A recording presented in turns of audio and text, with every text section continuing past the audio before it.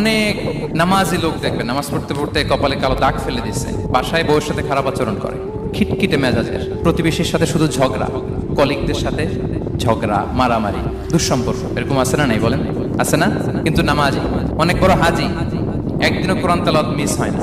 তো এত আবাদত করেও সে ইসলামের আসল এসেন্সটাকে ধরতে পারেনি। বিষ্ণু বললেন সবচেয়ে বেশি জান্নাতে প্রবেশ করাবে যে দুটি আমল, একটি হচ্ছে তাকওয়াল্লাহ, আল্লাহর ভয়, আরেকটি হচ্ছে উত্তম আচরণ, সর্বোত্তম আচরণ। তো আমরা যেন উত্তম আচরণের অধিকারী হই, আমার স্ত্রীর সাথে যেন ভালো আচরণ করি, প্রতিবেশীর সাথে যেন ভালো আচরণ করি, ছেলে মেয়েদের সাথে যেন আমাদের অ্যাটিটিউডটা ভালো থাকে, আচরণটা ভালো থাকে, কলিগের সাথে যেন ভালো থাকে। বিশ্বনবীর আচরণ যেমন ছিল তেমন আচরণ যেন আমরা গড়ে তুলতে পারি। আওয়াজ করে পড়ুন আমিন। সুনানে আবু দাউদের এক বর্ণনা বিষ্ণু ইসলাম বলেন, খুব চমৎকার একটি হাদিস, মনোযোগ দিয়ে শুনুন। তিনি বলেন, আনা যাঈনুন বিবাইতিন ফি রাবাদিল জান্নাতি লিমান তারাকাল মিরাআ ওয়া ইন কানা মুহিক্কান। আমি ওই ব্যক্তিকে জান্নাতের আঙ্গিনায় একটা ঘরের গ্যারান্টি দেই যে ব্যক্তি তর্ক করার